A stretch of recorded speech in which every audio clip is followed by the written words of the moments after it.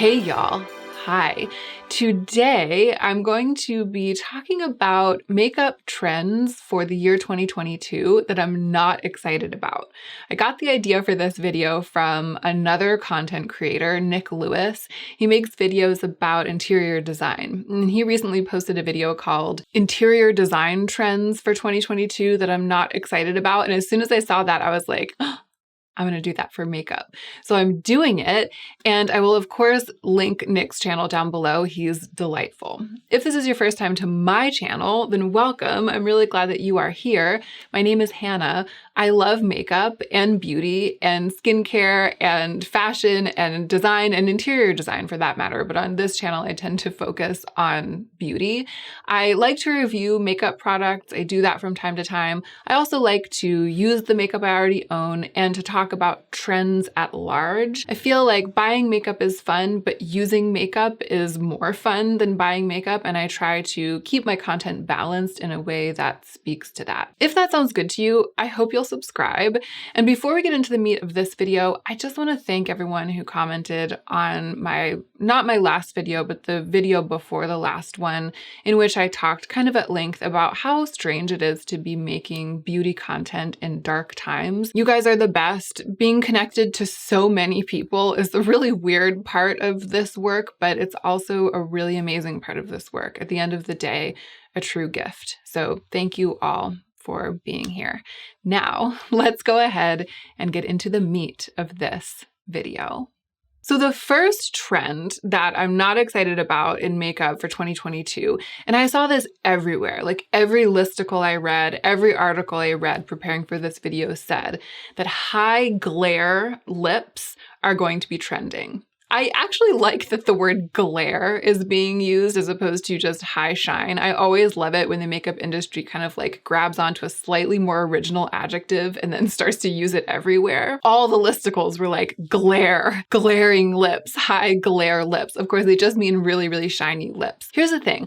I'm not against shine on the lips. I'm not against high shine. I, though, struggle with lip formulas which are trying to be super, super shiny and are also quite pigmented in every style. So the stick, the bullet, the doe foot, the liquid, the solid, the pot, anything that's like both trying to add color to your lips, a statement color, and at the same time they're trying to be high glare. I feel like I've never had a product like that I got along with super well. To me, there has to be like an inverse relationship between pigment and shine. And again, I like the look. So products like Glossier Ultra Lip, I like the look, that really rich, shiny color on the lips, but I find that the products themselves, I don't end up using them very often. So I'll get one, I'll put it on, I'll be like, I look so fierce, my shiny pigmented lips. And then every time I'm doing my makeup, I'm like,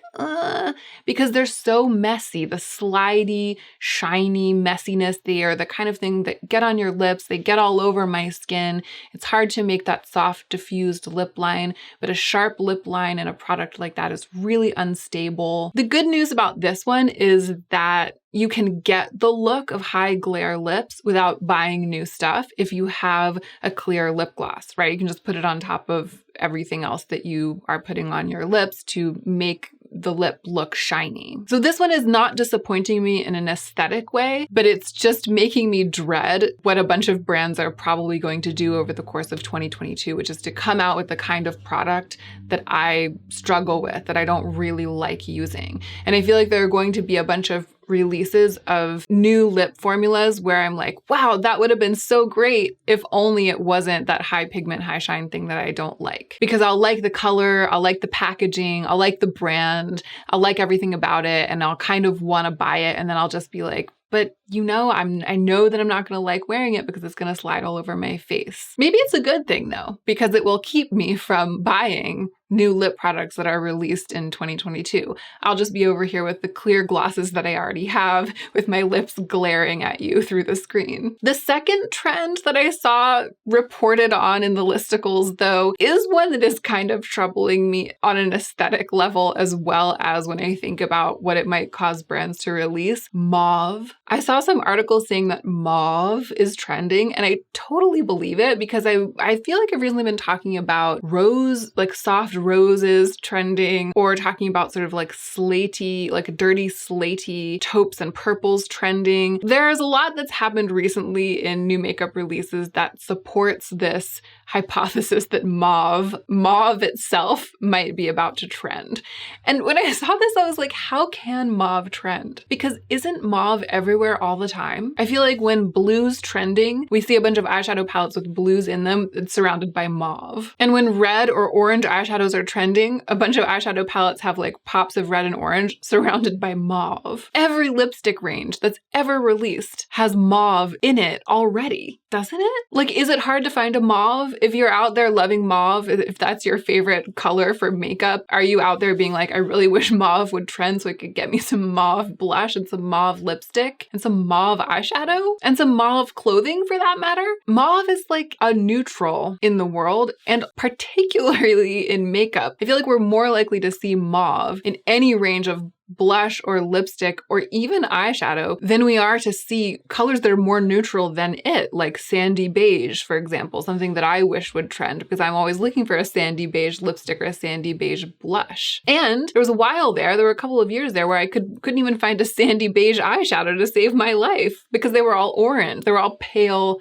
peach. So I don't know what people are thinking with the idea that mauve might be about to trend, because to me that just means all the other colors will go away and mauve will stand alone. It's like saying makeup packaging is trending. Compacts for makeup are trending in 2022. Makeup on the face is a big trend, a big upcoming trend in 2022. Mauve itself as a color, I guess it's fine. I feel like it has to be kind of dirty for me to really like it. I do like a dirty or slaty mauve. I like a muddy mauve, but when I think about monochromatic mauve makeup, that doesn't excite me all that much either. The whole idea that mauve might be trending, not only does it confuse me, but if it's actually real, it's like a big womp womp for me. Okay, this one scandalized me. Thin brows. Is this real? Because I feel like I read a bunch of listicles and articles and only one of them mentioned thin brows. So this might be a little bit of a reach because other ones were like laminated brows are still trending,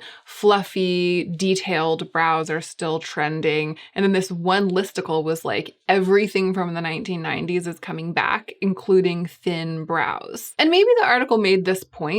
Naturally thin brows, like I tried to do today, I didn't do the most with fluffing up or filling in my brows. So they're not, razor thin, but this is sort of like a naturally maybe medium width brow rather than the like biggest brow that I can get my face to have that I often do. But I feel like people who have naturally thin brows have just continued to wear their naturally thin brows that suit their face through this like super bold, fluffy brow trend time. At least most people have. Maybe not like insta baddies, but most people have just been like, this is the shape of my brow and it's gonna be fine and it's gonna look fine. So for that to just continue on, to me, that's not 90s brows trending.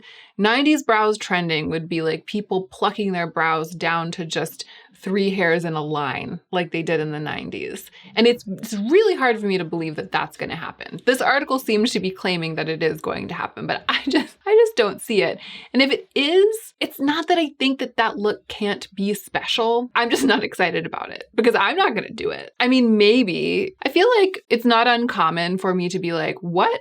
That's not cute. And then 6 months later, I'm like, I really think that's cute. So I try never to say never when it comes to trends. They have a way of getting in amongst the brain cells and separating them. I could see myself if fluffy brows, natural bushy brows really started to tank in terms of like the trend ratings.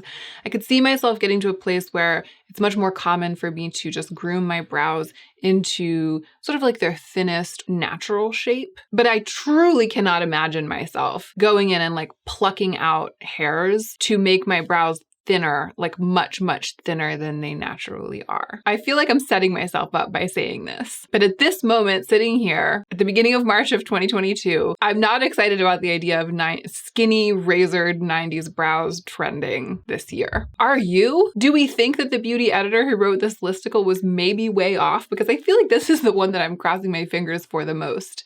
Give me mauve and a bushy brow. I'll take it. Okay, this next one is a little bit complicated. All of the articles and listicles say that really natural skin-like base products are going to trend. And they already are, and kind of have been. I love natural skin-like base. Famously, I do, right? I'm pretty much never over here like blanking out the entire face and then coloring structure back in and contouring and like, painting a face on top of my face. It's really not what I do. Every time I do makeup on camera or review makeup, I'm always talking about how I try to retain as much as possible the look of a natural skin. And even when I'm using products to even out redness and stuff, I'm trying to make it look like I actually didn't use foundation. That's the look that I like for skin. However, I often find that the products that I need to use to get my skin to look that way are pretty much full pigment, just really, really pigmented and really, really versatile. And then I use them in a way that ends up creating that look. So I really like, for example, the Rose Inc concealer. That was like my hero product of 2021.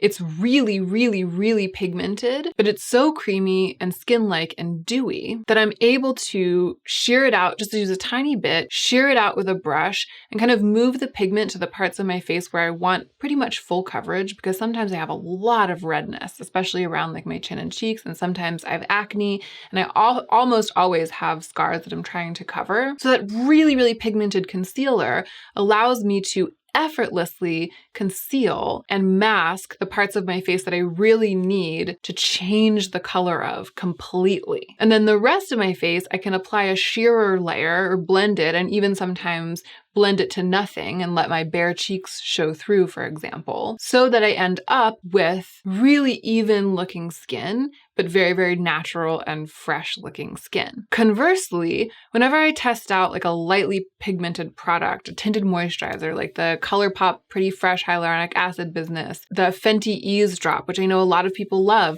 I just couldn't get along with it because I'd put it all over my face and it was just like this very thin veil of color, and I still looked really red through it, and all of my scars and blemishes would show through. And then I would want to build and build and build, but the more I built up the product, the more you could see product on my face. And so I would end up looking like I was wearing a lot of makeup on my face, but my face wouldn't look as even as I want it to look. So I'm excited for this kind of skin to trend in our hearts, but I'm not excited for all of the super lightweight, sheer, serum-y, watery base products that I feel like are about to flood the market. Because in my experience, I actually can't get the look, the skin look that's trending with those kinds of products. I'm sure that some people can, but for me, there's going to be a lot that looks good, similar to the lip product trend. There's gonna be a lot that looks good where I love the imagery, but I'm gonna look at the description of the product and be like, I don't wanna try that. Okay, lastly, and this is one that I'm also a little bit on the fence about because I'm simultaneously planning the next video, the trends that I am excited about, and this is the thing I'm about to talk about is kind of adjacent to a trend that I do really like. But this part of the trend that I do really like that I'll talk about in the next video, this part I feel skeptical of because I don't know if I can do it. I don't know whether I'm going to try, and I just feel something other than excited about it. And that is this intense graphic liner trend, like the negative space graphic liner, the double wing. I don't know if it's my hooded eyes or if it's just that I haven't explored this kind of makeup very much, or maybe it's because things that take a really long time and are easy to mess up, that's not what I tend to gravitate towards in makeup. I feel like grungy, smudgy, slept-in makeup is my default, both because I like that look and because the more you live in it, the better it looks, kind of. Whereas something precise like a graphic liner, it's either right or it's wrong when you apply it. And then as you're wearing it, it's either intact or it's not. So it just feels a little bit precious to me. And as someone who creates beauty videos, when something like this starts trending, it's like, I feel like I can only avoid it for so long. You know what I mean? I'm over here like, oh yeah, nice, but not for me. And I've been like that for, 6 or 8 months. And now it's getting to the point where it's like, I should try that. I should just try it because it's like so the thing. Everyone's into it. Everyone's making it look easy. Maybe I should just try it. So I probably will, but I'm not excited about it. I'd say the feeling I have is trepidation. So that's it. Those are the 5 makeup trends for 2022 that I'm not excited about. Some of them I'm not excited about aesthetically because I don't feel like they're as exciting as other aesthetics. And some of them I'm not excited about because I feel like the fact that they're trending is going to cause makeup brands to produce kinds of makeup that don't tend to work as well for me, even when I like the look that we're all after with those products. What do you think? Do you feel like any of these trends are like right up your alley and you're super excited that they're trending because the market's about to be flooded with the exact kind of thing that you love? Or I feel like what makes more sense to me is to be excited about things that you love because it might be that you've already acquired the tools to do that thing. And now that it's trending, you can make better use of your tools that you already have rather than being excited because it's your chance to buy a bunch of new stuff. In a sense, I have enough makeup to last not only through 2022, but probably a lifetime. So it's no skin off my nose if a whole bunch of super pigmented, slidey, high glare lip products are released, because it's not as though the fact that brands are releasing that instead of something else is going to keep me from having the makeup that I need. This is, in the end, all in good fun, and I'm going to be fine and you're going to be fine no matter what trends in makeup and what doesn't. But I am curious to know how you feel about these 5 trends in particular, and if there's anything that you think that I missed. If you know me, like if you've been watching for a long time and you feel like something is about to trend or is trending and you feel like I'm probably not excited about it and I failed to mention it, definitely let me know that in the comments down below because I would get a real kick out of that. Of course, stay tuned for the next one, makeup trends that I am excited about. It'll be coming to the channel soon. I appreciate you so much for watching. I hope you're all taking extra good care of yourselves and of each other. I'm trying to do it too. I'm trying to take good care of myself. I'm not succeeding every day, but I'm continuing to try, and I'm glad to know that so many of you are right here with me. It's important to take good care of yourself so that you can be the most effective version of yourself as you do your work in the world.